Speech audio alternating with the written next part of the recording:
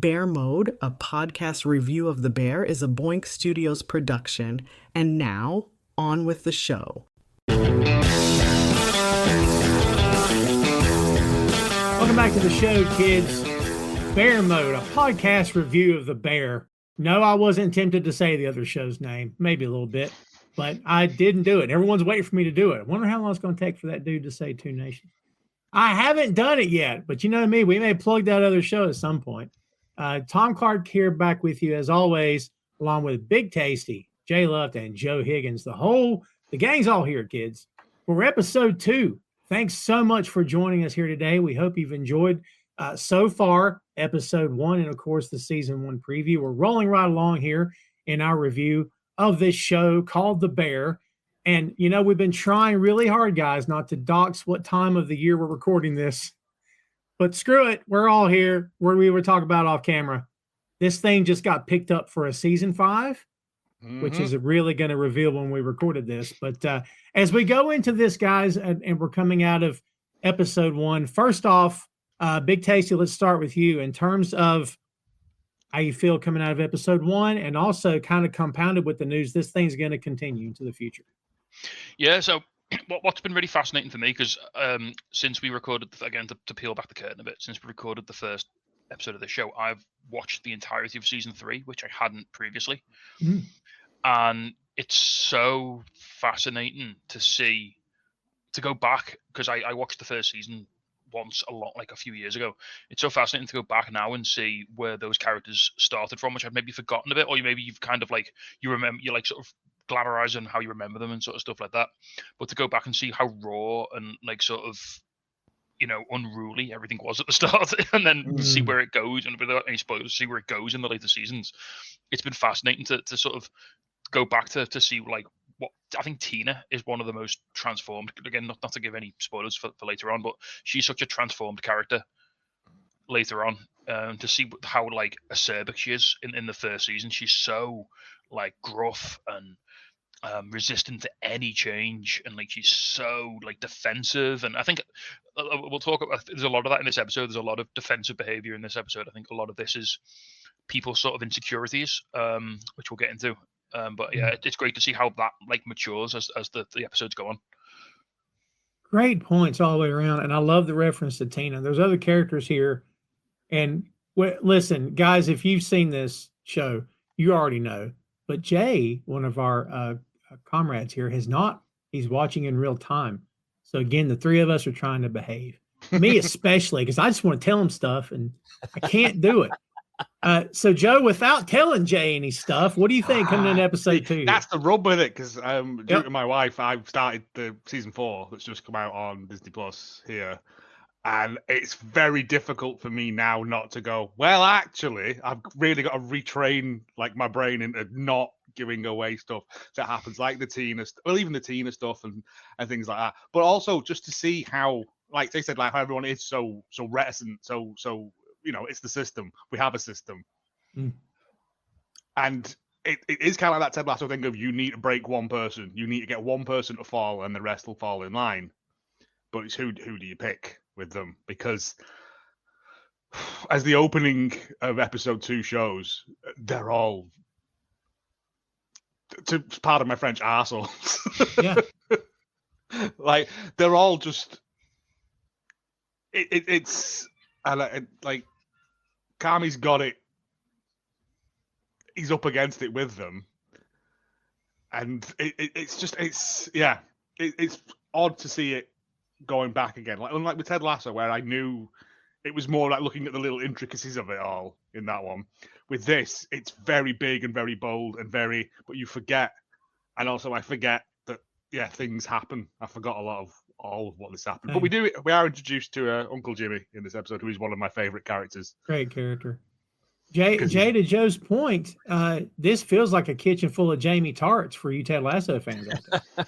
Not just one guy, but all of them.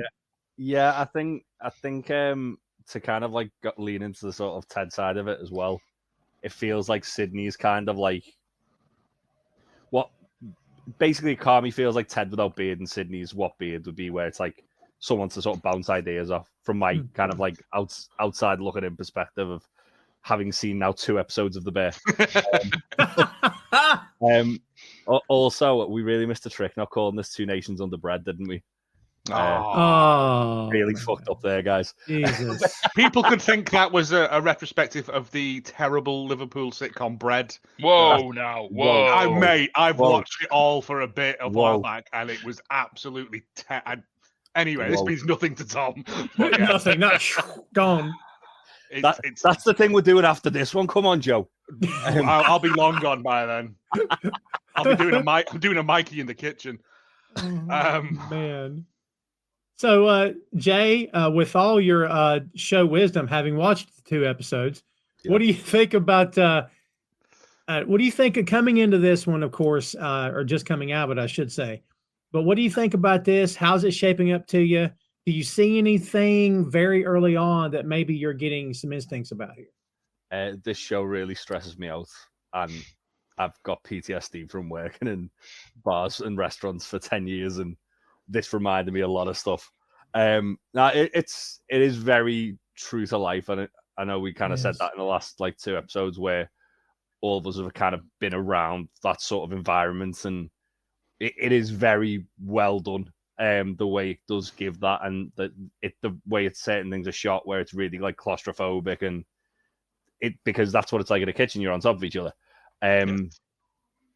And it was in, not to go too much into it, but it was I felt like this episode is the theme for me sort of felt like no matter where Carmy goes, whether he's in somewhere which is really regimented and there's a lot of order, or the beef where it's just chaos, he's still got someone who's in his ear giving him shit and telling him he's never going to be that guy and he's not going to be good enough for the place he's in.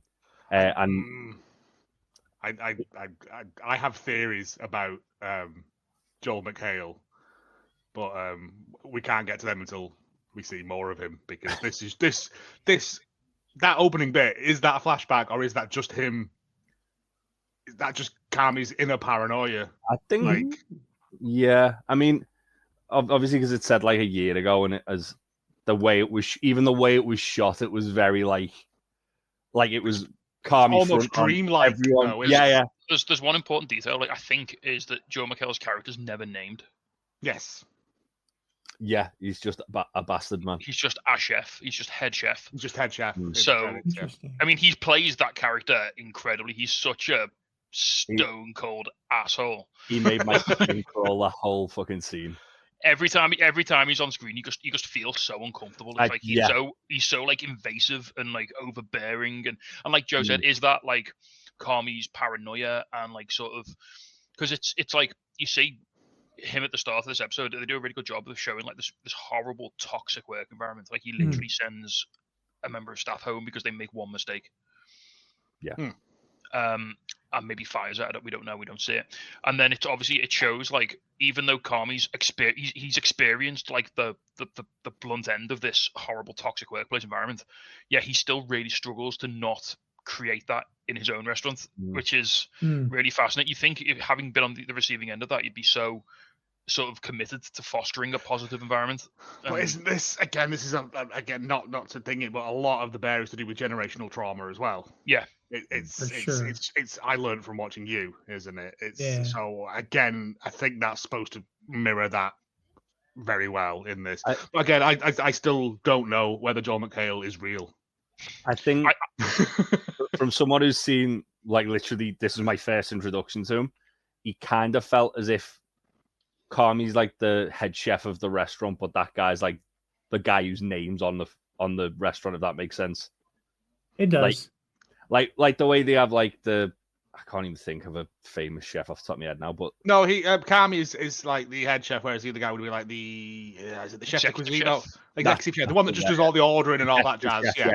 But he's the person whose name's on the restaurant probably. Yeah, it'd be his menu. He's writing the menu, and then Carmy's the guy who's he's the past chef, isn't he? Kind of, because he's the yeah. But that would be normally where your head goes, because you don't have to do any cooking, do you? You just but it's tiny food for idiots anyway.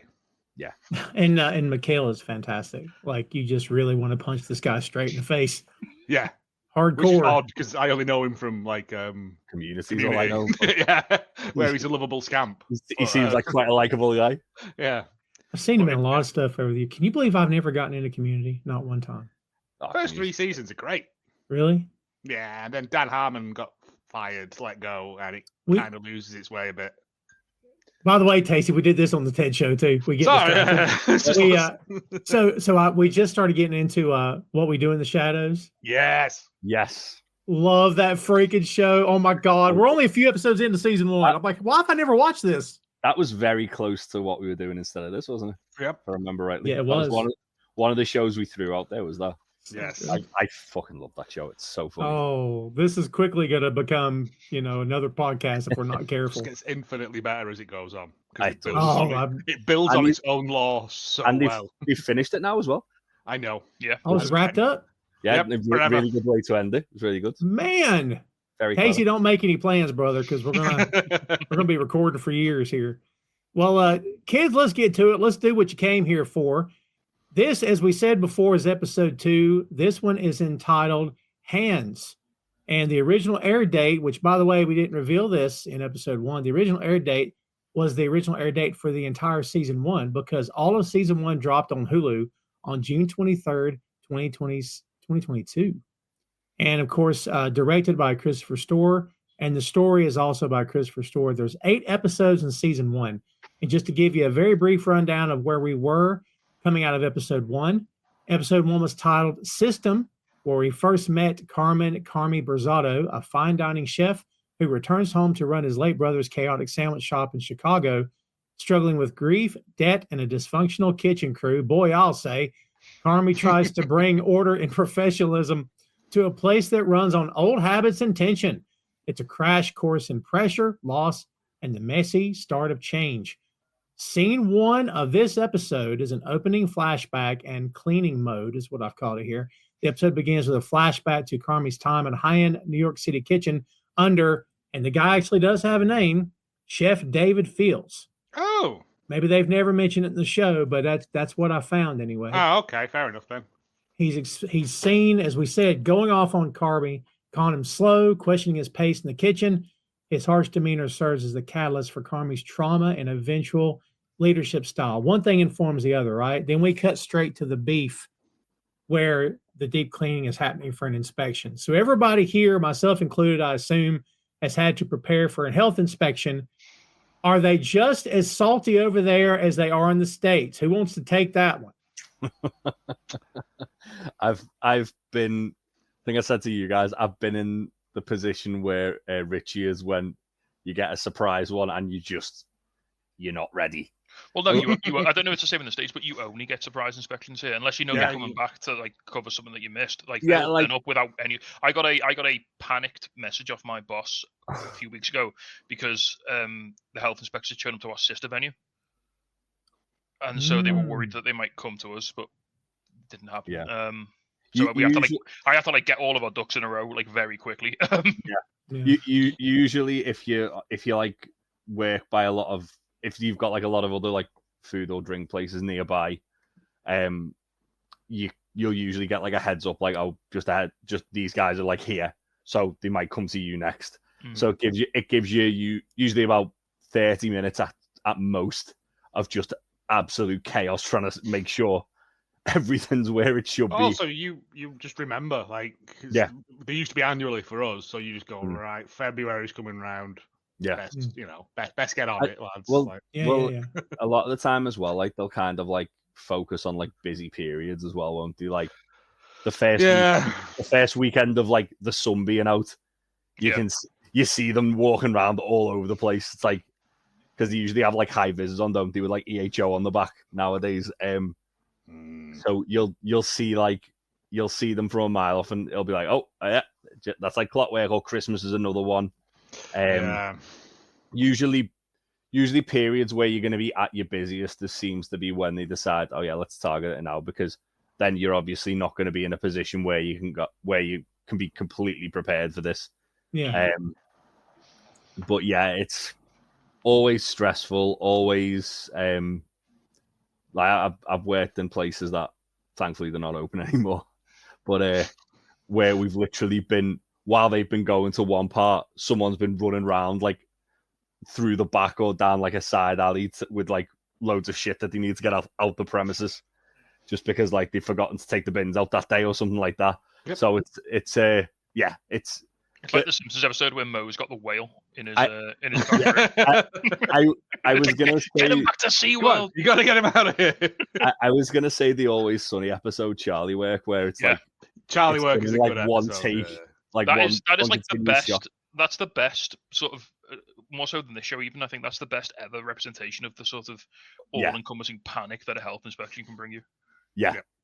But as well, like you kind of get the impression with this, with like the way Richie's reacting to it, that maybe the guy who come before, because this lady said she was, she's a widow to that guy. No, she said she's his partner, which I think means that they work Oh, together. right. They work. It's like thinking in Bob's Burgers, yeah. Yeah. So he's out and she's in, and I had a feeling that Richie was paying this guy off in sandwiches. Yeah. I imagine Richie was Ron was cool. Ron was a guy. He was like he was just like this sandwich and a drink. Oh right, yeah. I'm not going to give you an A, obviously, because that would be suspicious. But yeah, I'll give you a B plus. Can I go say before we get into like talking about the health inspection, the scene before it, like after we cut from Carmy in his restaurant, we go back to the beef, and it's like the middle of service bit where he whispers, "You should be dead." Yes, that got me because I was like, that's what makes me think that it's his own paranoia eating away at him. It's like intrusive thoughts, isn't it? It's like sort of But then it cuts to like a shift at the end of service, and it's like there's just stuff dripping on the floor. There's like giardiniera everywhere. There's like beef juices all over the counter. The whole egg loose. I mean, you guys know, clean as you fucking go. Yeah, yes. Someone who tries to work clean. And right, I must say, since I've started this rewatch in work now, I've been going around, and if someone's like not cleaned the coffee machine up after they've used it, or they've left like some like spilt milk on the side, I've just gone housekeeping. Yep. It's one of the most frustrating things. Clean your station. Ben, have you seen the Founder? Yes. I'm surprised you're not like doing the Michael Keaton thing there, going, if you can lean, you can clean. Oh no, I hate that. I'm not a monster, mate. I'm but it's just if you clean your station, it's clean. It's better for everyone. Yeah. But like just seeing like stuff dripping on the floor and like a cracked egg just like leaking out into the stuff counter. Running down the counter fridges. Yeah. Oh, that just. Because that's going to get in the seals, and then you've got to clean it out, and it's that egg's going to dry, and then you've got to scrub it off. You've got to get that off. Now it's gone, and you've sorted it. You know. Yep. Or Ben, in your case, working in a coffee shop, syrup. Oh my god! Man, we had a syrup issue last week, and it made me a little upset. It was the thing I hated most about cocktails was syrup, because it would get fucking everywhere. Do you want ants? Because that's how you get ants. You're literally right. It like there'd be some people who were like that messy. You'd end up with like just like patches on your arm, and like it look like wax or something. And be like, what the fuck's that? It's like, oh, it's syrup, because that dickhead like didn't clean after himself, and then I've had to lean over to pass someone a drink. Well, when you start in meat market in a grocery store, you start up as a cleanup, and you start out as a cleanup guy, which I did many years ago. So I had to come in behind these cutters who. The floors are covered in blood. The blocks are covered. I'm like, don't you guys clean as you work? So later on, when I became the boss, I made sure to say we clean as we go, because our cleanup guys need to be able to get done and get out of here on time tonight. We're not going to leave a mess for them, because that was important to me. And also, but if you're cutting meat on a block that is soaked in wet blood, things are going to slip. Your knife's going to slip. You won't get a precise of a cut. Clean your block in between. It's better for your work. Yeah. Loads of stuff. Yeah. Yes. Bacteria and everything. Come on. What are we doing? As you go. It's not difficult. It's good practice. As Carmy says, it's good practice. It'll teach you to work on a level you didn't think you were capable of. Oh, man. Jay, I want to tell you so much, because you're looking at the staff thinking, they're never going to. I'm just going to leave it there. We'll see. We'll all find out together, it turns out, if this crew can actually rise to the occasion. Let's call out the soundtrack of this particular episode. This whole show's soundtrack is phenomenal, okay? But the song that's playing as they're getting ready for this health inspection is Rocco and His Brothers by Mi Loco Tango, which if I was going to found a band, that's be what I'd call it, because that's pretty awesome. And anyway, I just think it sets the scene. Richie's doing Richie stuff. He's obviously a problem. And he talks about going to DeVry, which got a pop out of Marcus, which I thought was good. without getting too deep into weeds right off the bat, gentlemen, Richie is a cancer in this kitchen. I can't say it any other way. He has I looked moments up of DeVry humanity later, University, but and it's an online mostly university. It And is. He didn't graduate. he did not. That was- He just kind of threw that in at the end too, didn't he? He's a cancer in the kitchen, big time. But he's used to it being done his way, his and Mikey's way for so long, And I think it shows you a bit here, doesn't it? Like when like the ice cream machine's broken and like Richie knows how to fix it. Like he's the guy who's he's had to just like get things done in this bleak and like hopeless situation where he's had no money, he's had no resources, he's had like no he's learned everything on the job. He's had to like learn as he's gone, basically. I'm a Richie apologist. I'm gonna nail my colours to the mast here. Like, I love Richie because he's everyone's flawed. Yeah, and everyone wants and again, to get better. I'll loop this around. He's happy in his rut. This is the Friends thing as well. Like in Friends, the best member of Friends is Chandler because he's the only one who acknowledges that he's a bad person. Richie's the only person in this show who knows he's an asshole. Yes. That's well said. Yeah, he can. Well, but to Carmy's point that he made in the first episode, like your way's not making money, your way we're behind, your way, Yeah. So like Carmy, I think, and we'll get into this later because Carmy, something happens in this episode. You're like, are you not going to tell anybody? Okay, but like, does Carmy even acknowledge that this guy was holding down the fort? Does he even care? Because there's moments where I'm like, is Carmy that much of a great person?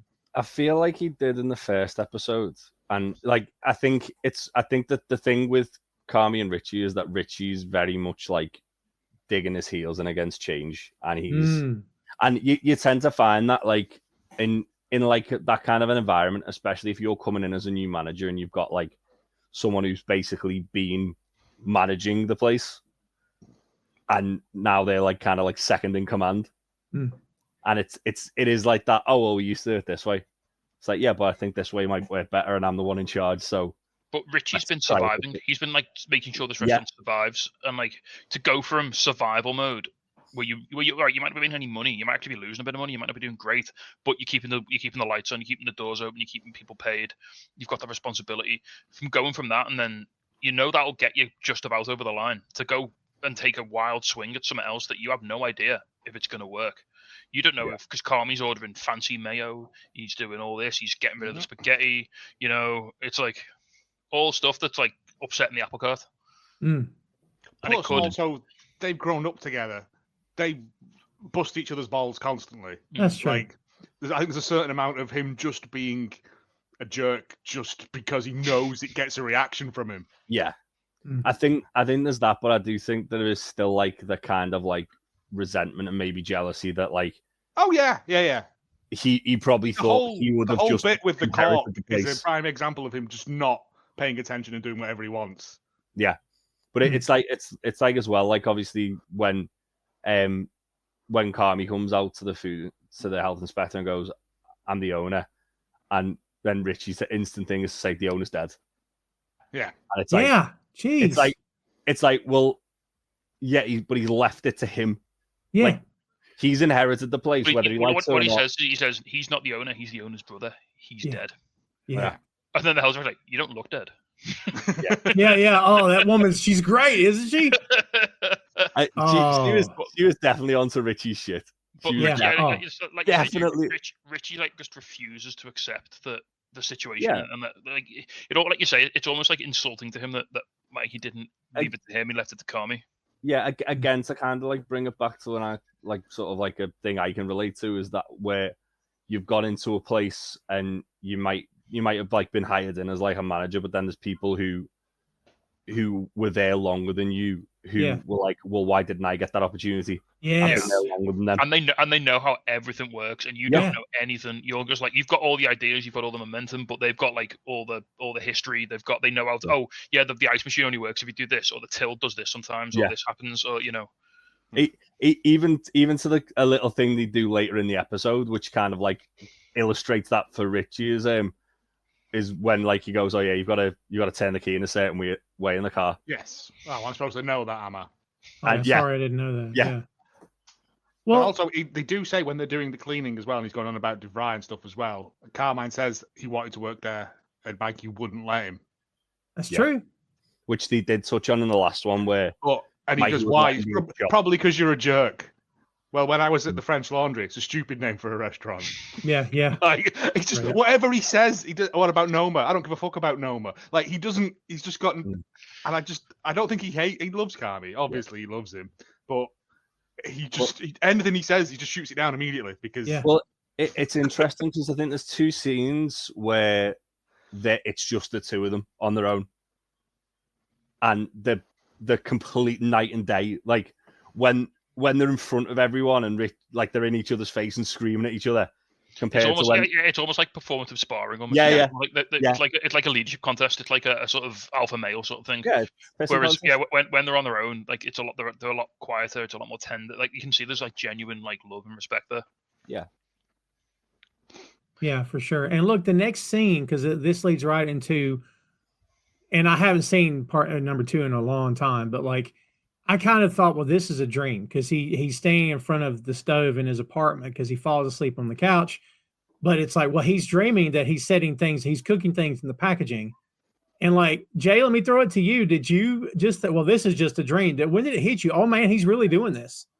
It took me a moment. Like I thought when I was like watching it, I feel like because like of the way they kind of set it up in the first episode with the whole like him having the dream about the bear and then waking up.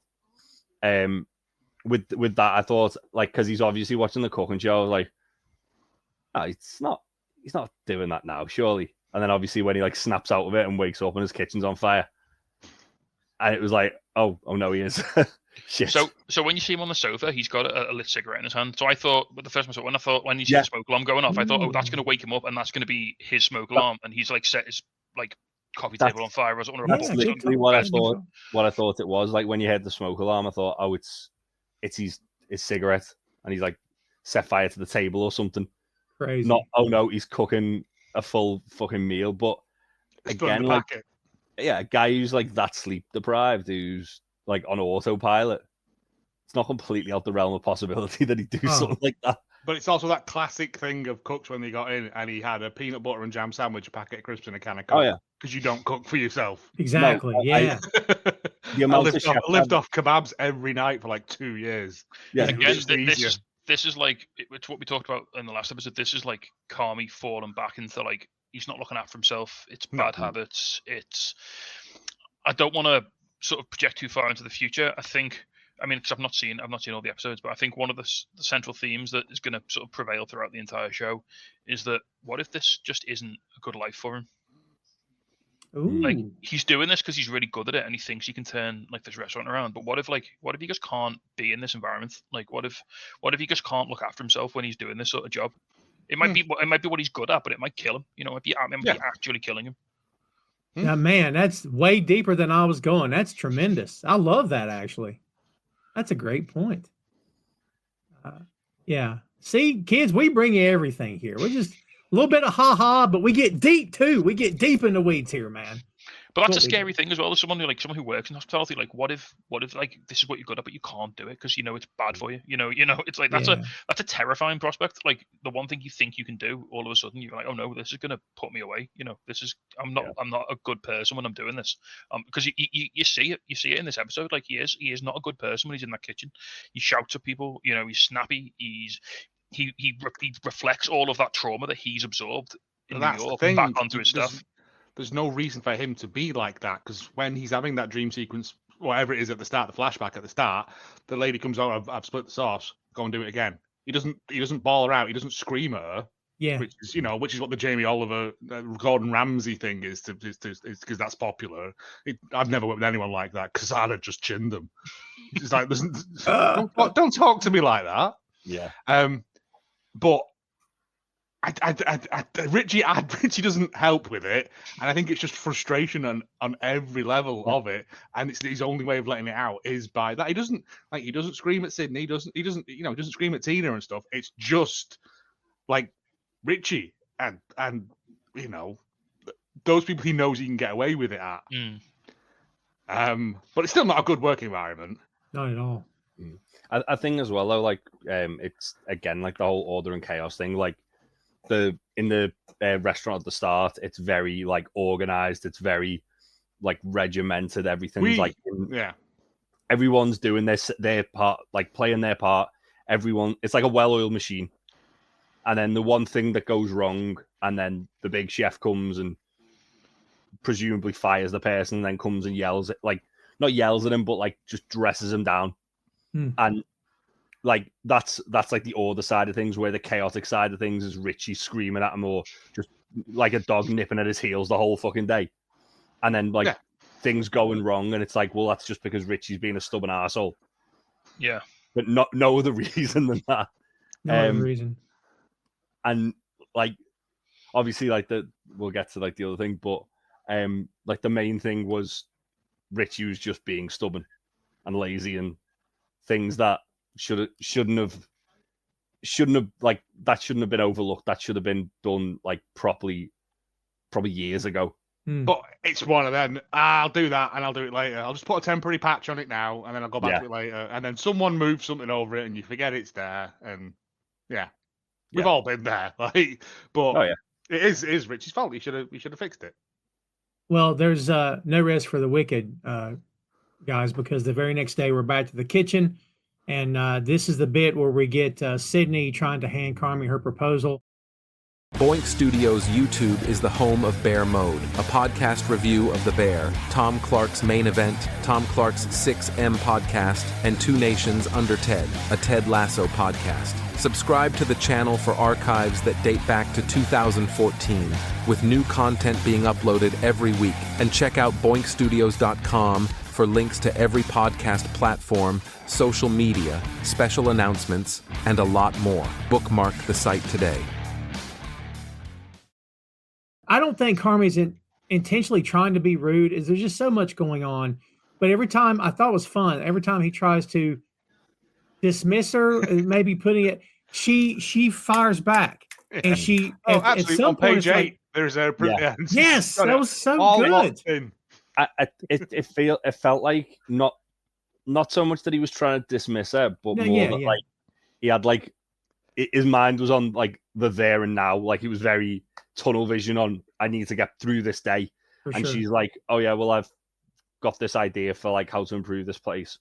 I mean, I'm sorry, but Carmy in the scene, man's got to delegate. Yeah. Oh yeah. He doesn't. Clearly, he doesn't trust his staff, so he's trying to do everything himself because he's got this mindset. I've got to do it all because that's the only way it's going to be done properly. Yeah. And as a result of that, we see where he ends up with the setting the food on fire in his apartment. Like he mentally destroys himself to the point where he can't even cook a meal when he gets home. And all he's got to do is be like, yo, Tina, you've worked here for like 10 years, sort this out. Marcus, sort that out. Sort this out. And then just say to Sydney, all right, let's take 5 minutes, sit down, have a look at it, grab a cup of coffee, we'll sit down, we'll have a look at this. Yeah, because man, I've been there as management before. You just feel like, because this is going to sound a certain kind of way, I don't mean it to. Most of the time in my years of management, I was the best worker in the department, had the most skills, had the most time served, and knew how to do everything.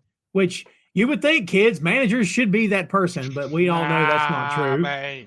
Right? No. But like, so my crew was always trying to play catch up, but like I had to remind myself, they can't play catch up unless I teach them. They'll never get where I'm at unless I help them get there. But it's tough, like you said, Tacey, because you can get the job done, and teaching someone takes an extra 20 minutes, which you should do, but you're thinking, I got to go. Well, as we found out in the last one, when he was trying to introduce the system, they're all reticent to do it. So fair. I think he's locked himself into that mindset of, well, I'll just do it then, because it's faster in the long run. Because that's a healthy place to be in. No, it's not. It's not. But I think that's he's just resigned himself to the fact that, yeah, they'll come in and they'll do this, that, and the other. It's just like by hook or by crook, by sheer bloody-minded hard work, I'm just going to get this over the line. And it's like, well, no, you can do that for like a day or 2 or 3, but like 5 years, probably not, mate. No. There was like little things though that you can see he is starting to like make a bit of an impact. Like everyone's starting to call each other chef now, and things like that. Yeah, Like, Marcus is the big one. Marcus is starting to Mm. like really take pride in his work. You see him making some bread, and he's like really like looking yeah, like he's really enjoying himself. Like again, Well, you said about that Ted Lasso thing, like you need one person to come on board. Like I think early on he identifies Marcus as like the guy who's got like the drive Oh, yeah. to go Marcus further. is Roy Kent. I think he Yes. got Marcus in episode 1. Yeah. The When he second- talked about the steam tray, as soon as he talked about the steam tray, that was Yes. it. And fixed his blender. Yeah. Yeah. So yeah, but no, even Tina. So he compliments Tina, and she says, "Thank you, chef." As she just and it's she'd have just told him to, sod off, and then hide his knife again or whatever. But it is getting there. But again, it's just I think of he loves Hold'em, clean as you go and all that stuff. And they're all stood about laughing and joking afterwards. It's like clean down, and we can all go home. Yeah. Like I don't want to be here any longer than I have to be. Yeah, it's a good call. We're circling back to the health inspector here too, kids. This is the health inspector's name is Nancy Chore. The actress is Amy Morton, I guess. She was also Sergeant Trudy Platt in Chicago PD. And Chicago native then. Well, maybe so. I love how she is not taking his shit. That she ain't having it. She snaps back at him, which is fun. She must have had to, how many of these sort of venues are there? And it's just, nah, mate. Like, you might have got away with that with Ron, or whatever he was called, but there's a new sheriff in town. Yeah, so she's from Oak Park, Illinois, and she has two Tony Awards. Really lovely, well done. Very accomplished. Yeah, she's fantastic here. Sydney is also trying to again plead her case to Carm. She mentions things like the expensive flour shipping, says she has solutions. And then Carm points out only Marcus can pick up the flour because no one drives, and Richie's license is suspended. She says she saw him driving that morning. I love the bit about Casey. This is back to what you said earlier about Tina being defensive. Outside, she's talking to Abraham. Yeah. Yeah, she's suspicious of Sydney and says, "Beware of bitches with little notebooks." Yeah, which I loved actually. Then it cuts to Fark inside, and health inspectors, they got teeth like knives. Well, yeah. So when Tina's saying like beware of bitches with notebooks, she's talking about Sydney. She could also be referring to the health inspector. Oh yeah. But it's a good it works with both. And then Fac's like they're evil. Like Fac, which is funny because as we've established, Matthew Matheson, who plays Fac, is a restaurateur and chef, so he's probably had his fair share of dealings with health inspectors in real life. Sure. Yeah, I'm sure. In fact, this feels like I say, the way they capture the sort of the chilling fear of a surprise health inspection, I'd be surprised if Matty didn't have a hand in sort of, directing the actors on how scary this was. This and this presentation, kids, is going to come back around. This is not the last we'll see of it, which I had forgotten that until I'd done my research on this, and it's definitely going to come back around. And it's important also because this is where Sydney goes from intern to partner. Sort of laying out the facts to him. Carmy's still stuck in crisis mode, but she's trying to just give him, the how-to of how we can make this thing profitable. And I didn't know this either. The footage of Sydney handing the binder was shot with hidden cameras to emphasize authenticity and vulnerability, which is interesting. Yeah. Again, so the health we said that in the last episode. They use these camera tricks to make it all seem so good, claustrophobic and intimate, and very sort of. The cameras are always in people's personal spaces, and like they do that really well. We didn't mention it, but like when he gets in and he has the peanut butter sandwich, and it's like right up to his face, and it's like literally like really kind of like gave you the feeling that he's not eating for his entirety of his shift. He must be starving. He's just like it's almost like a little bit voyeuristic, isn't it? When you see that, it's like. Yeah, it definitely definitely struck a note with me where it's like, I've been in that position before. Where I've just got in, I've not eaten for 12 hours after a shift, and I'm just like, I just need to fucking eat something. I'm just eating bread and hunks of cheese out of the fridge. Yeah, that's it. This is where the cheese like an apple. Yep. This is where the health inspector gives the beef a C, no hot water, a patched up wall, and cigarettes on the stove. That'll come back. So By my the- favorite bit in this entire scene is when like when she holds the sea out, and like Richie is going, "Don't fucking touch it." Yeah. like it's like if we don't acknowledge it, it'll go away. If we don't touch it, it's not real. It can't hurt us. A childish mentality. But then Carmy immediately launches into him about the whole thing, and it's even then after it, they're both arguing about who's going to put it in the window. Yes. Yeah. Well, you're going to go to the shop, but you're going to go and buy cork. I can't drive, but you drove here. You drove here, yeah. Yeah, my license is suspended. It's like, well, you drove here. And not touching it's like Fred Sanford saying, he's like, Pop, we got bills. Put them back in the mailbox. It's like Schrodinger's cat. They don't exist until they're on my desk, right? They're not really here until they're right here.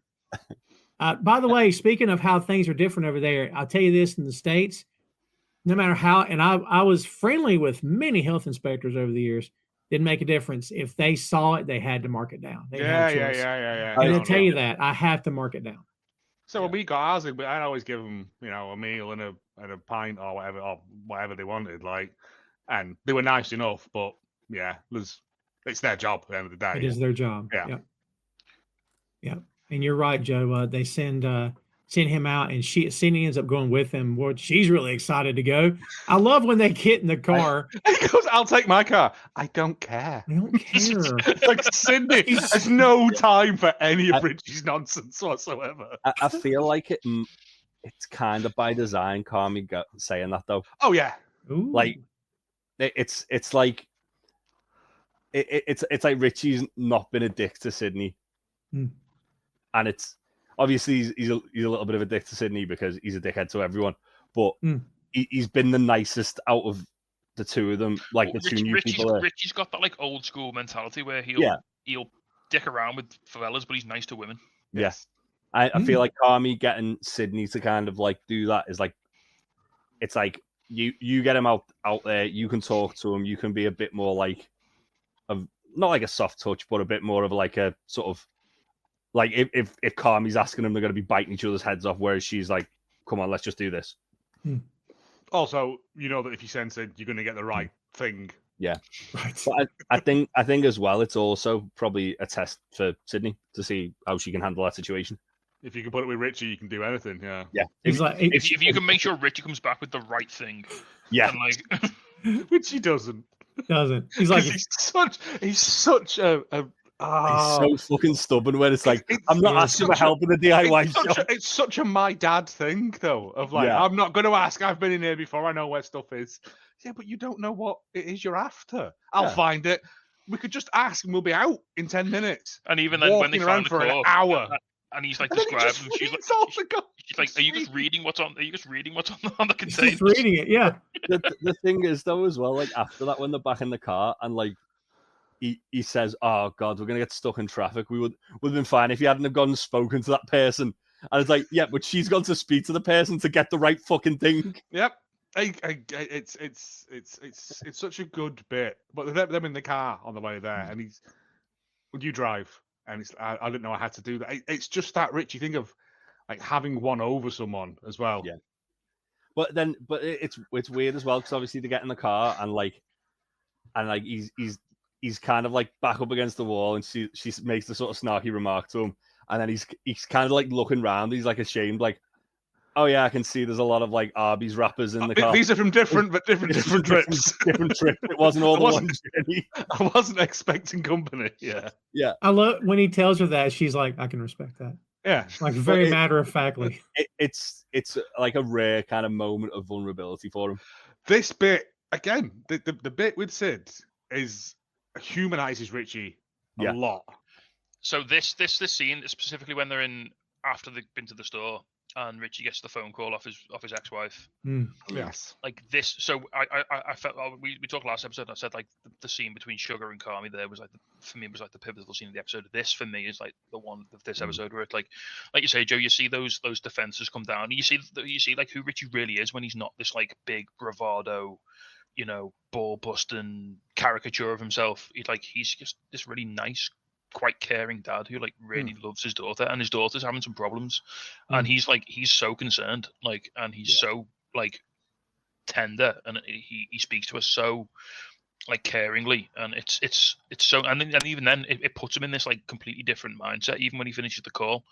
But then he Like- immediately comes out of it, and he's like, "Fucking Carmy." Like, But then in has that to same, get back into that but brain. in that same scene, he's like, he admits to saying, "I bought the wrong fucking cork, didn't I?" Yeah. Yeah. Like he all of a sudden he can admit his faults, which he would never do, previously, and like he's like, yeah. But then, I don't know whether he would ever Doesn't he let say something someone. about the cigarettes as well? Yeah, It so was- he says, "Oh, I can't believe it was me with those fucking cigarettes." Yeah. But then, Yeah. well, that's going to carry. We're going to find out more about that later. Don't you worry. Yeah. I also don't think if he'd have had that call anywhere else, he would have gone and took it privately. But you can't really get out of a car, No. True. so he's had like, Sid's scene. Like, I'm not an actual complete whammer. Yeah. Yeah. But Let's try. I just say though, it humanizes him. Like, It not makes just- me go, oh, I see why Richie is the way he is. yeah, not And then- just and we- and the then we audience, see- to hear as well. We see someone like Richie's tell Sydney about some of his trauma. Like, so he said, we find out that Mikey shot himself. Yeah. Yep. Oh yeah, It's- he it's- says that they're not actually related. They're him and Mikey He are was best friends. my best friend.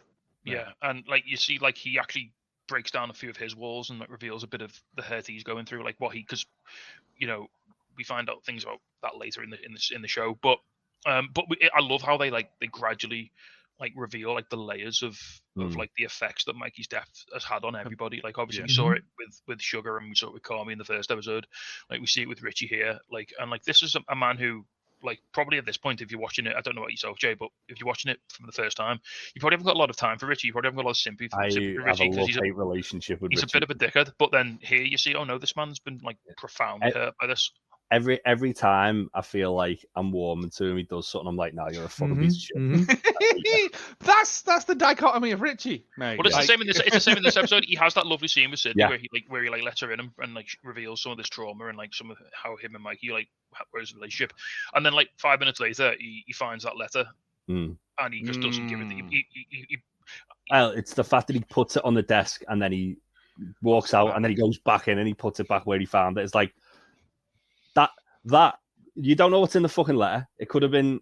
I mean, it's safe to assume what it probably is. But do you not think that he knew that Carmy was going to find it eventually? Because he's scrubbing that room from top to bottom, isn't he? Like, Well, that's not the kitchen. That's in like the sort of story. you still got to clean it all, though, Yeah, haven't you? yeah. Like, he'll And find so it I'm eventually. in two minds about this. Part of me is like, is that a spiteful thing that he doesn't want Carmy to have it, or is it more of like it's like a reverence thing? Like he doesn't. It's Mikey's letter. He doesn't want to. I think it's a little. He doesn't want to sort of like tamper with it or anything like that. I think it's a little bit of column A, a little bit of column B, but I think at the end of the day, he's found it. He's put it on his desk. It's not his decision to make to then go, actually, no, he's not ready to see that. Because he puts it on the desk. It doesn't mean Carmy's going to open it immediately. Carmy might look at that and go, I'm going to open that when I'm ready to. To be honest, I forgot he put it back. I thought it just got buried in the bills, to be honest. Yeah, no way. And I was like, I thought, oh, that's actually a really good thing he's done there. Because it's some. Well, actually, to be fair, when he walks in, I thought Carmy was in the office still. And they might have had a nice moment, but then obviously he puts it on the desk and then he goes and puts it back, and it was like, oh. I kind of felt like it was Richie's way of maybe protecting Carm to a degree. Like he's already hurting enough, you know? I definitely thought part of that was there, but also it, like, seeing that, again, we can only assume what's in it from this episode, but from, like, Carm seeing that could have given closure as well.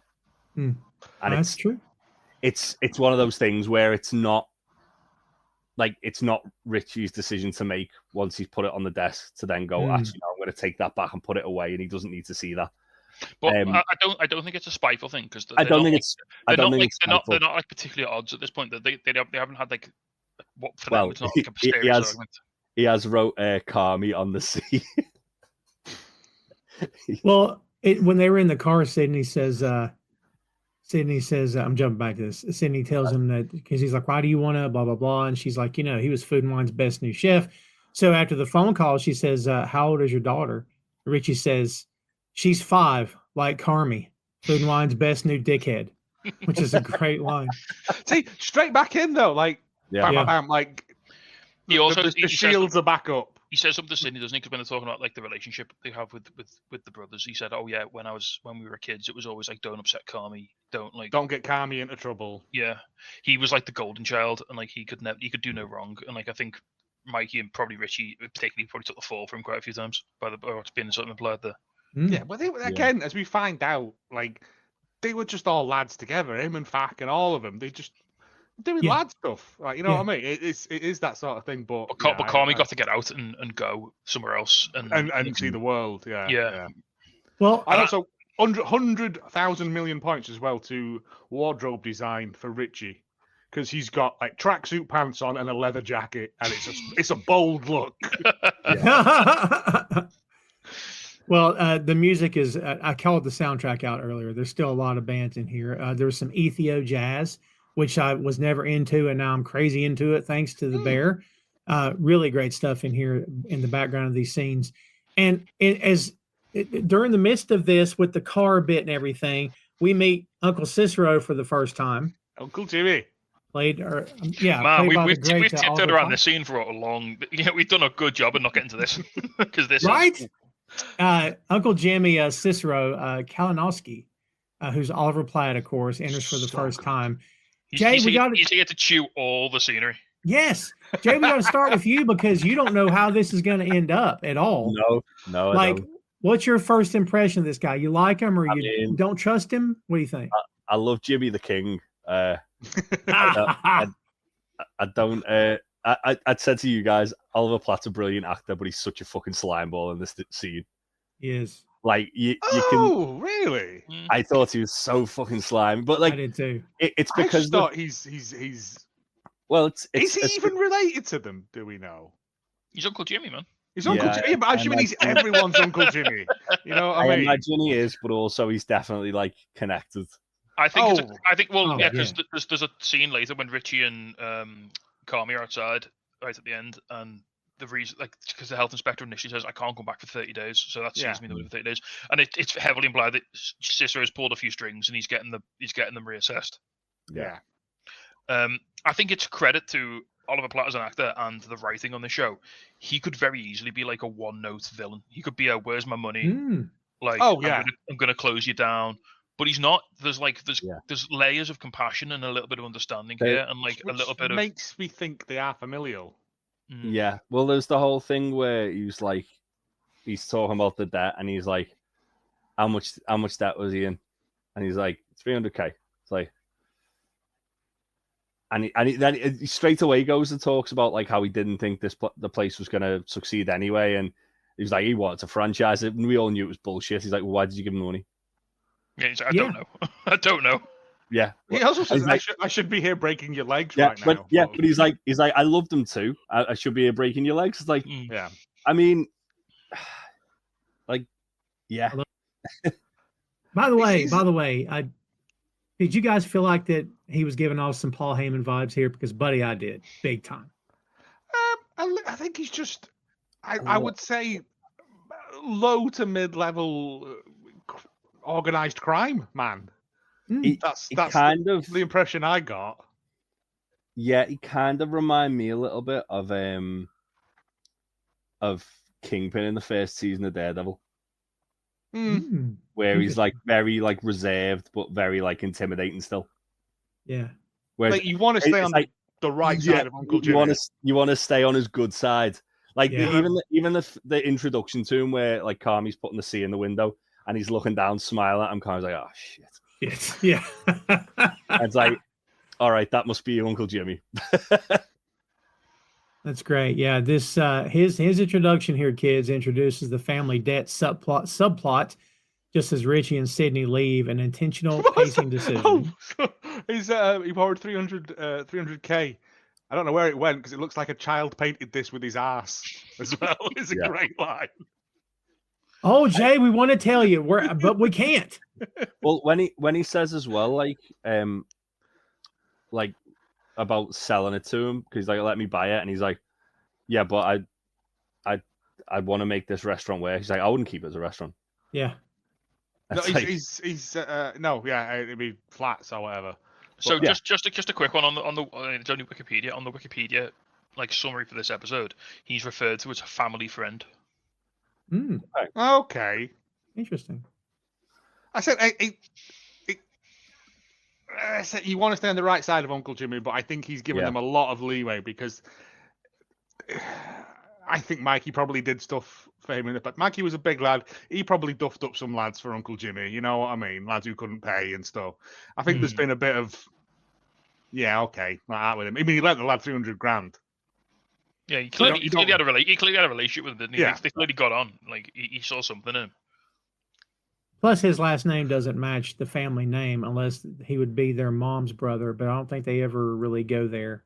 It's Italian, Sicilian families, isn't it? I mean, you don't even know if Cicero is his real name. Yeah? Kalinowski is his last name, but I don't think that matches anybody here. But I could be wrong. Maybe we'll find out later, because for some reason I'm fuzzy on it. We get the scene where, back at the beef that Carmy calls Natalie, and for the first time, we get to see Natalie's husband, Pete, I love Pete. Chris Witowski, who's fantastic as Pete. He's got this like really innocent, like Chris Pratt energy, hasn't he? Like, yeah. And it's just the fact of like he's like, oh, why are you phoning me? Like Chris, hi, Carmy. Like Chris Pratt in Parks and Rec, like that sort of like lovable sort childlike naivety, yeah. But at the same time, he's actually really intelligent because he's got quite a high-powered job. He's a lawyer or something, isn't he? I think he's one of these guys who's got all the book smarts, but like no street smarts. Nothing. Yeah. But he likes hanging out with these lads because they're. But do they not? He thinks they're a bit dangerous. They make him seem a bit cooler. Maybe. Does Sugar not say why? Are you still not angry about what they did to you? Or something? So I'm assuming they've got him drunk and tied him up somewhere. Well, no, the first thing Carmy does. First thing that happens is Carmy apologizes. Right, there we go. We never find out. He says something like, "Oh yeah, don't worry, I'm taking like something for the swelling or something like that," or like so he suffered some sort of physical trauma at the hands of some of the lads. Like, and Pete just wants to hand the phone off to her. He can't get off there quick enough. Let me just. She's right here. Just hold on a second. Because Carmy's trying to talk to him first, isn't he? And then he's trying to apologize, making amends. He lies because he says, "Oh, I've called Sugar, but she's not picking up, so I've got to call you." But he hasn't called her because when he speaks to her, she doesn't know anything about that. It's true. That's by the way, that chicken she's making looks freaking amazing, doesn't it? One of the many things with this show. It's like I think before this, when they make the slicing that roast beef up and making them sandwiches, and I'm like, I love how like as he's on the phone as well talking to her, and she's saying, "Oh, making mum's chicken." He writes down what it is. Yeah, so he's like that chef brain always working. He's like, "Oh yeah, that's a thing we can do." But he then asks her to send them the recipe, doesn't he? As well, I think so. Yeah, or she or something like that. Yeah.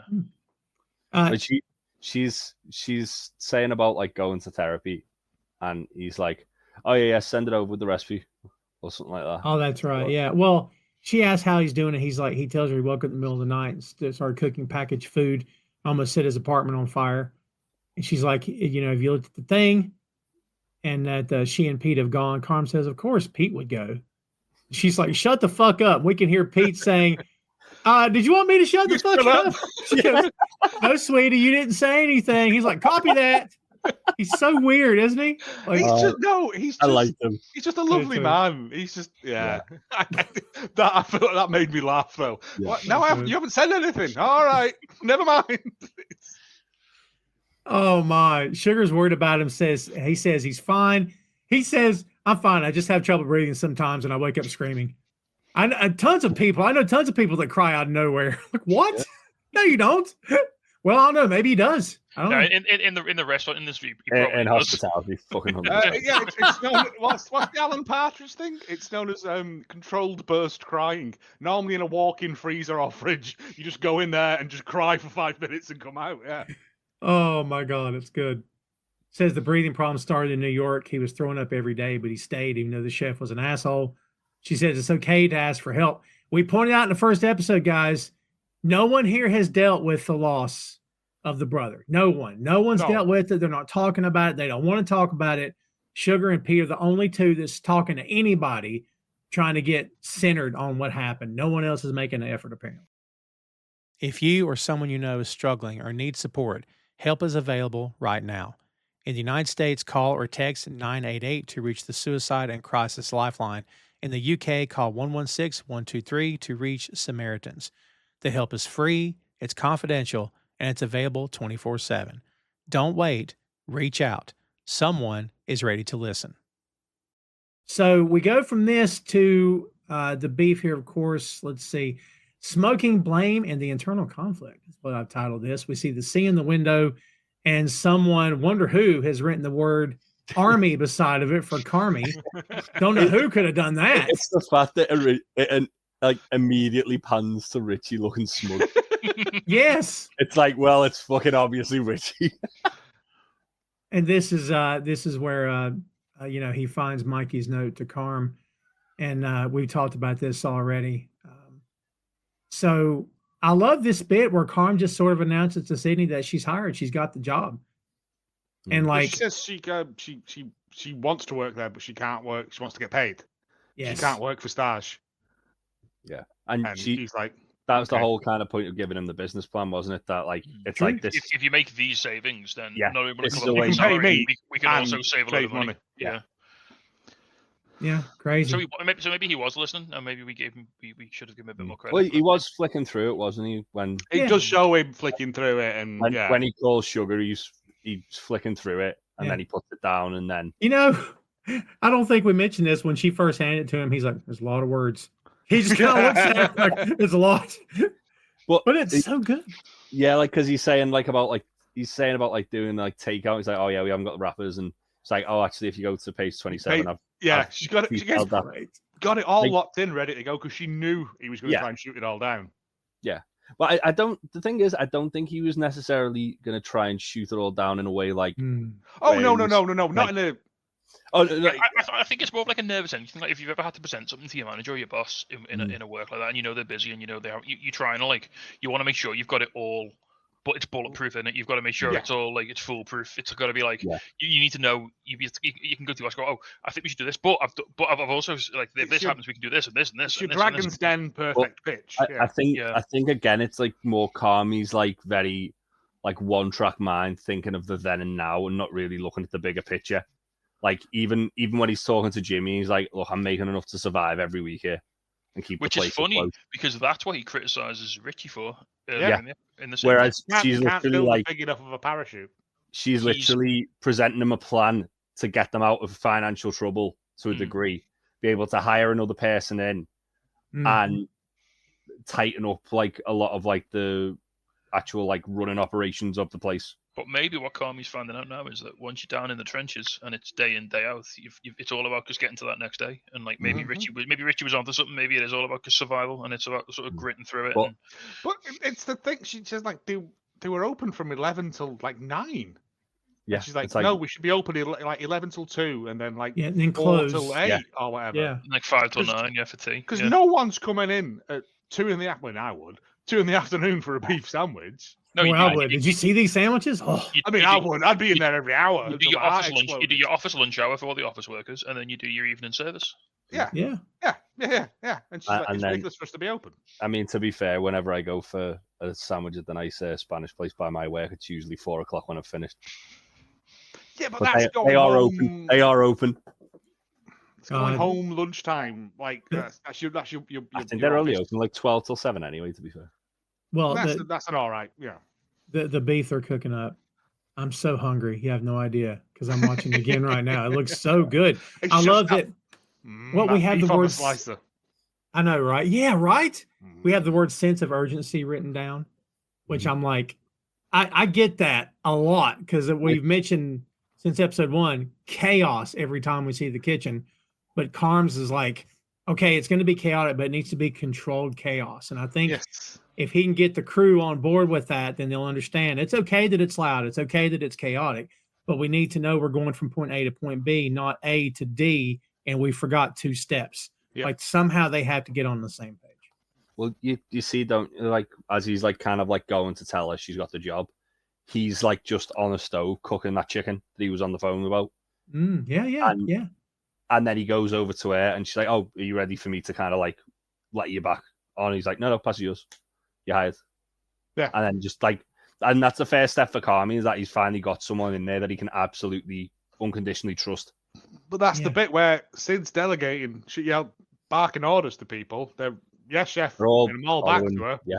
He walks past Tina, that looks great. Thank you, chef. And then he goes, yeah, I'm on board. 100%, you're in. Yeah. And it's like, oh, okay. Really good. But also, like, it's like a weird way of bookending the episode as well, because obviously he's like screaming hands at people because no one's coming to pick up the fucking plate off him. And then she's just like really calmly, hands. And then someone comes and gets her. Great. There's two important moments that happen at the end of this episode, kids. The smoke break, where they go outside, it's Richie and Carmen, then Richie goes back in, and Carmen's like, I'm going to have a smoke. But also in the midst of this, he's checking his messages. He's got the message from Sugar, Al-Anon Family Groups. That's a real organization, actually. Yep. Founded in 1951 for people who have been impacted by another person's alcoholism. And he can't find his cigarettes. And we know this. He says to Richie, I've not had one today. That's right. He does. Jay, I'm going to start with you like every time. So because we all know later, when you saw this, did you think, all right, go let him off the hook? Did you think that, or did you like, it doesn't matter? I'm gonna get some heat for this, I think. No, go ahead, do it. I think it's a good thing that he didn't tell Richie. Ooh.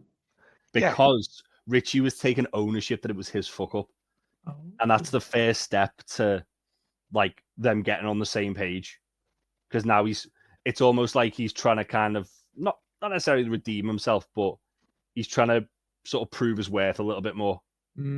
Whereas if Carmy had told him, I fucked up, I put the cigarettes there, not you, Richie would have held that over him like a fucking albatross. Carmy doesn't know that Richie admitted that they were his cigarettes because but he blamed him, and Richie's not come back. But they're still in this sort of like Cold War where like neither of them wants to jump first. First one to blink, yeah.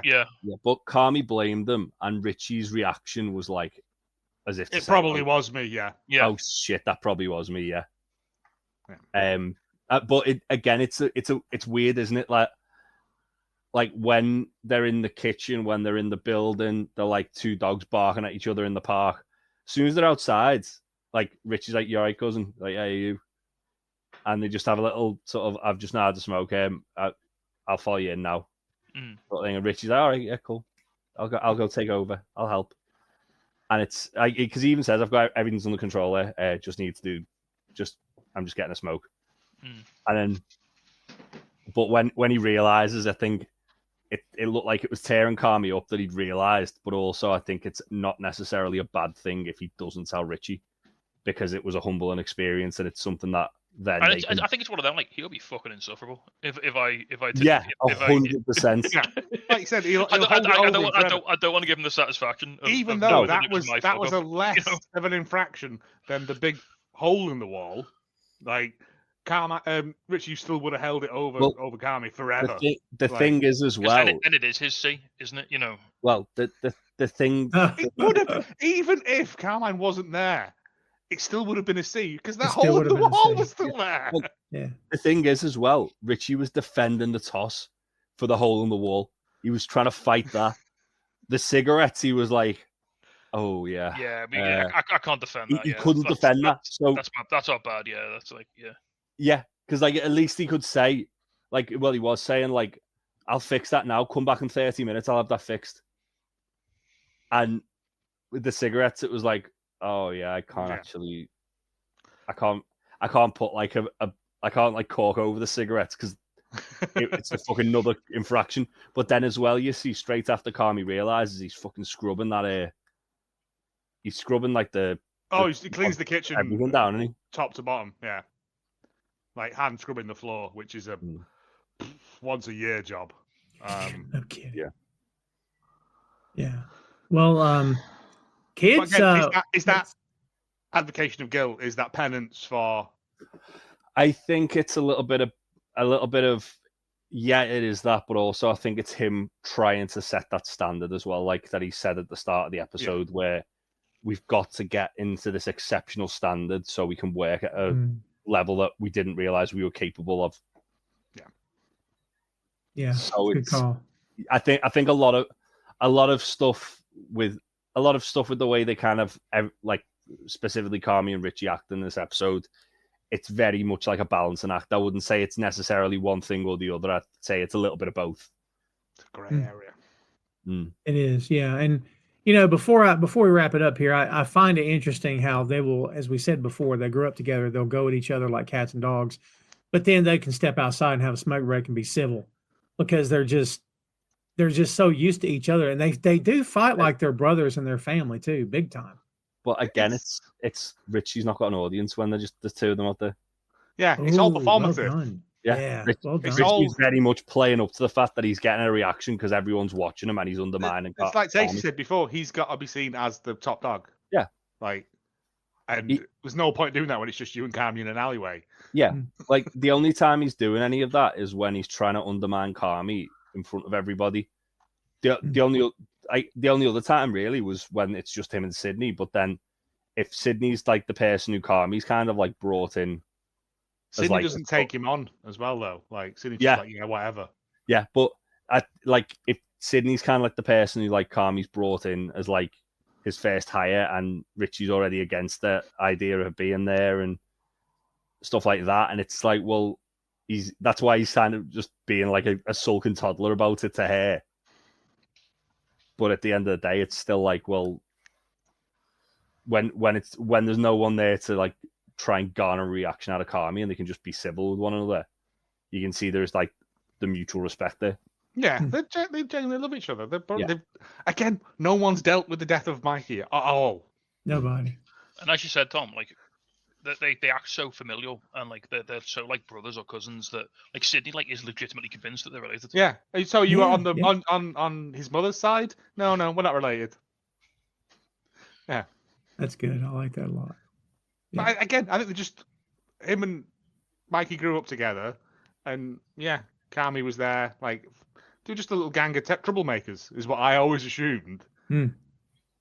But it's like, take your brother Carmy with you as well. Ah, mum. Yeah. Well, one thing I think it goes into the show a little bit more as the season goes on is like, and I think it's sort of is a little bit of a hang between Richie and Carmy, is that like I think I talked about this on the last episode, but like when Carmy left, he got to go away. He got to he didn't see the final downfall, like the spiral of his brother, whereas Richie was there every day and should have done something. No, I mean, Fact said, didn't he? Like it got dark towards the end. Like even Fact, like he couldn't go to the funeral because of like how traumatized he was by the last like few weeks of Mikey's life. The thing that's kind of been like sort of alluded to, which is obviously again I've only seen 2 episodes, so this is just me kind of like theorizing. Theorize away. Is that Mikey didn't want Carmy near the shop, so Carmy went and tried to make a better life of himself. Mm-hmm. So maybe it's like Mikey didn't want him there because he didn't want him getting sucked into that, to then not be able to go and do that. And then obviously, I think Mikey got trapped in it, and like he realized that was all he could ever do then, and he didn't want that for his little brother. His brother had, like, he was always the talented one. He was like the one that there's always that one member of the family that everyone pins their hopes on and like pins their dreams on. Like, you're the one who's going to make something of yourself. You're the one who's going to get out there and do something. And Mikey realized that's what Carmy was. Like, I don't want you to be like chained to this business the way I've been. I want you to go and like, because as soon as he does a shift in that shop, that's it. You're out. You're done. That's it. But then also, like, with obviously Mikey taking his own life and Carmy inheriting the shop, like, that's probably by design as well. They not taking his own life and him inheriting it, but the fact that it was going to be in Carmy's name, as if like it's almost like getting him a little bit of a head start to getting his own place.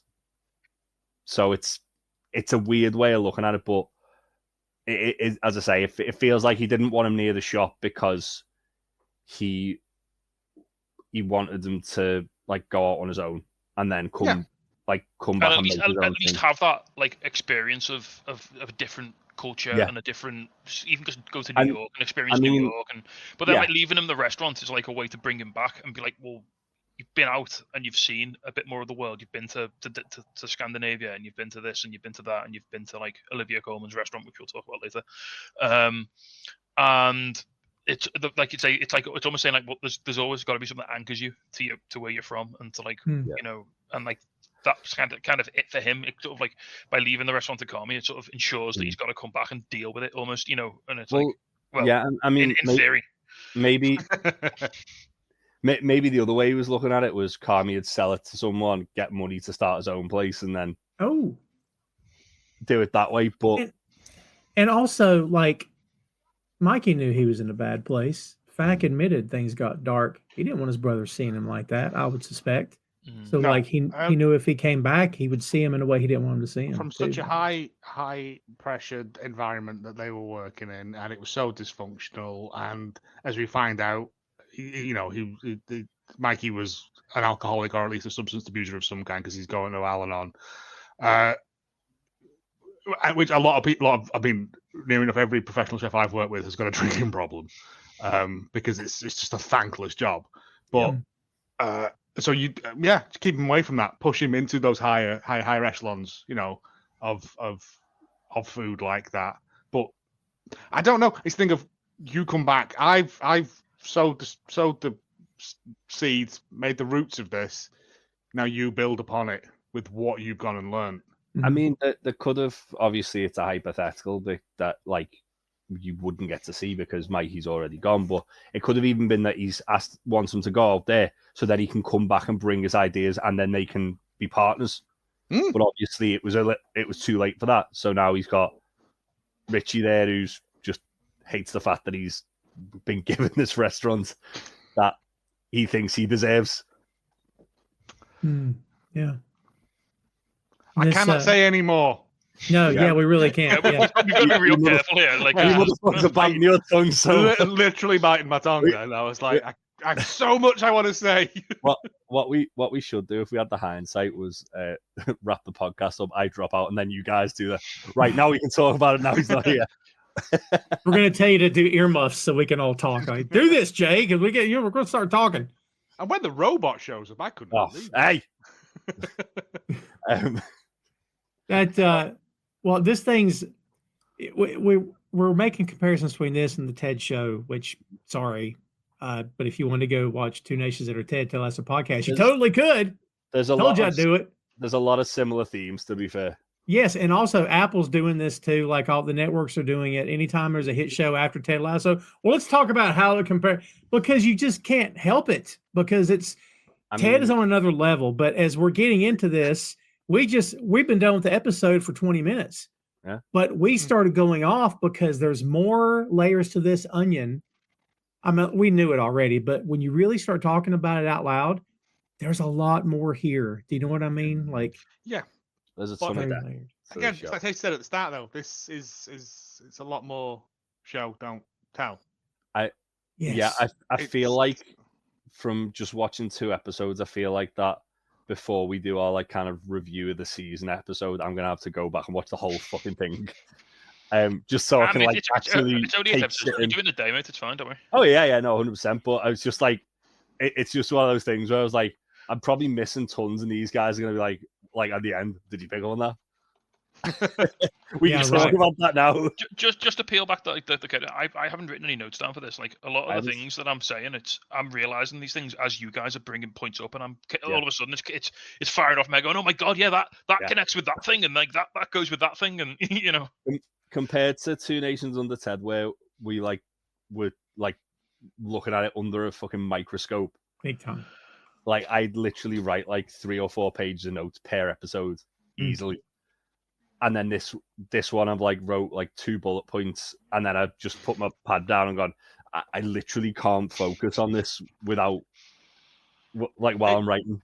It bounces along so quickly. Yeah, I just wrote Joel McHale's a bastard, man. That's all you need. Man. That's fine. And then Order to Chaos. That was it. Well, if and who wouldn't want the star of the show you did your podcast about to actually watch your show?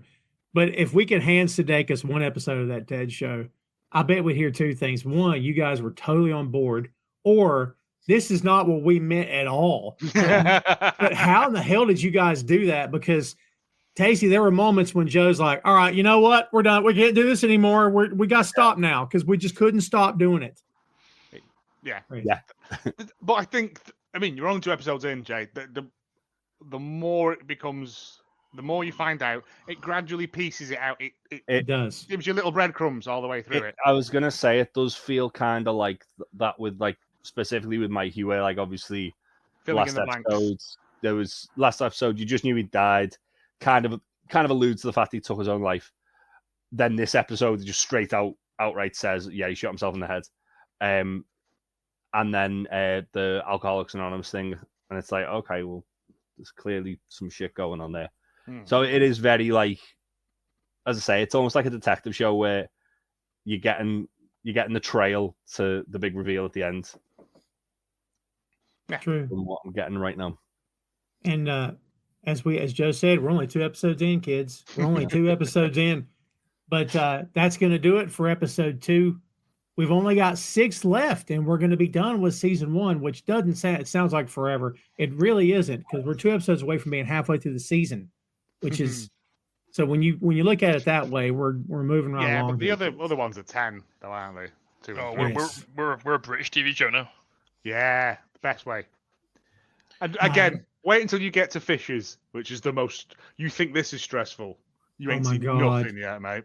That's the kitchen. The kitchen with the thanks. It's not Thanksgiving. It's the Feast of the 7 Fishes. Oh God! Whoa. Where we meet? Yeah, where we meet people, and it's the most. Yeah. I'm already a awful fucking episode of television I've ever watched. Well, I'll say, Jay, even starting from next episode, there's some wild guest stars coming up. Oh yeah. Yeah. I can't wait for Jay to see The Haunting. I want Jay to see The Haunting so big time. Don't look it up, Jay. Don't look it up. I ain't gonna look shit up. It's one of my favorite bits. Great. It's so good. Yeah. Holy shit.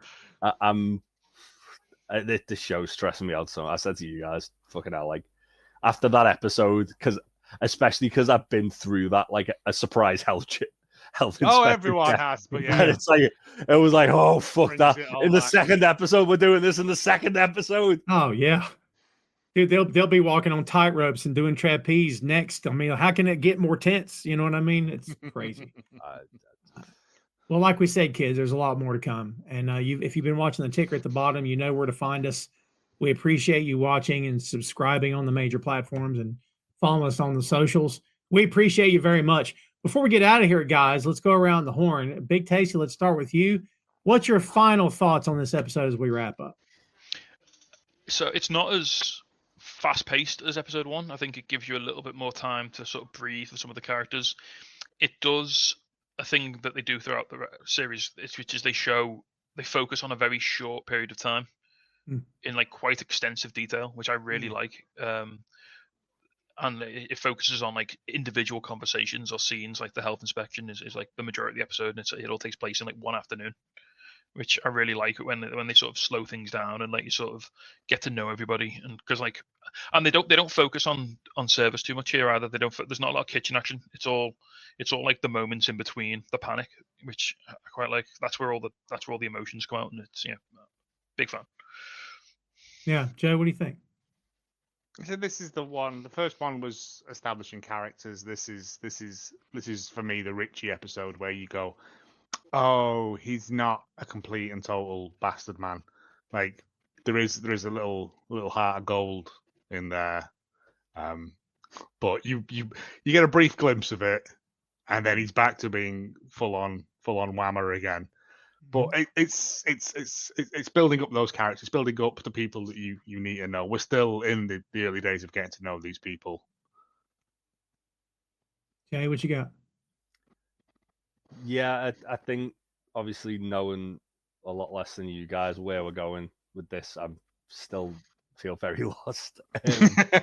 But as we kind of established, it is like kind of like a trail of breadcrumbs you're following through to find out what's actually happened that's like kind of tore his family apart. But I'm so invested and also so very, very anxious after every episode I watch. Man, wouldn't it have sucked if you watched the first 2 and then told us, I don't think I'm gonna do this. I don't really like it too much. You know what I mean? The way I'm getting with it though, I feel like for the second season I might have to like watch a few episodes in advance, so I'm not like just a fucking after watching an episode like, oh, I've got to talk about it in a couple of hours.